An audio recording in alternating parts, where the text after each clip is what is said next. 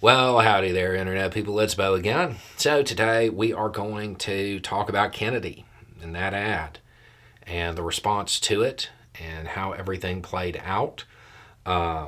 Because I do not believe that the response that ad generated was the response that was intended by the people behind it. Okay, so if you have no idea what I'm talking about, missed it altogether, we'll just kind of run through it. I guess it wasn't the campaign, but that's something that's going to come up as well. A PAC in support of RFK Jr. put together an ad, and let's just say it had vintage themes. It evoked Camelot. It evoked the Kennedys. And it was not received well. So much so that RFK Jr. put out this statement. I'm so sorry if the Super Bowl advertisement caused anyone in my family pain. The ad was created and aired by the American Values Super PAC without any involvement or approval from my campaign. FEC rules prohibit Super PACs from consulting with me or my staff. I love you all. God bless you. I mean, okay, maybe that's true, but when this was tweeted, the ad was the pinned tweet on his profile. Couldn't have been that upset about it.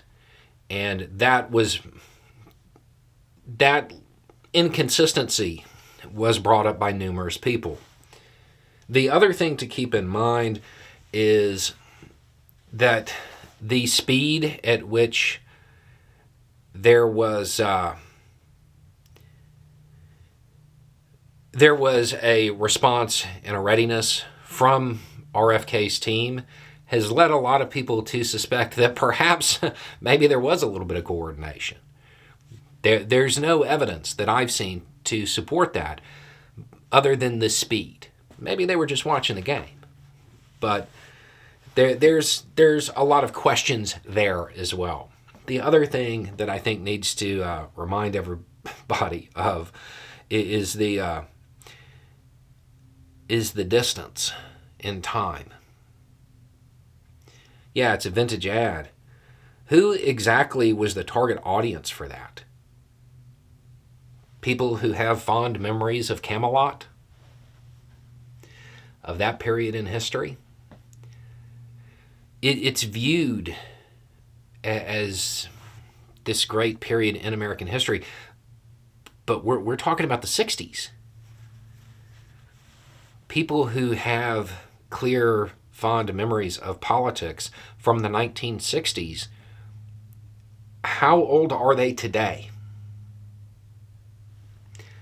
Do you think there's a lot of people that saw that ad and that nostalgia that was evoked altered their opinion?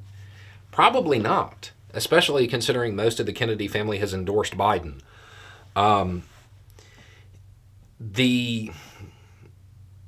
The move that was made by evoking that imagery in that vintage fashion, it was for a very, very limited audience. I'm not saying that there aren't people around who would be swayed by that or have fond memories still, but there's not a lot of them. There's not a lot of them.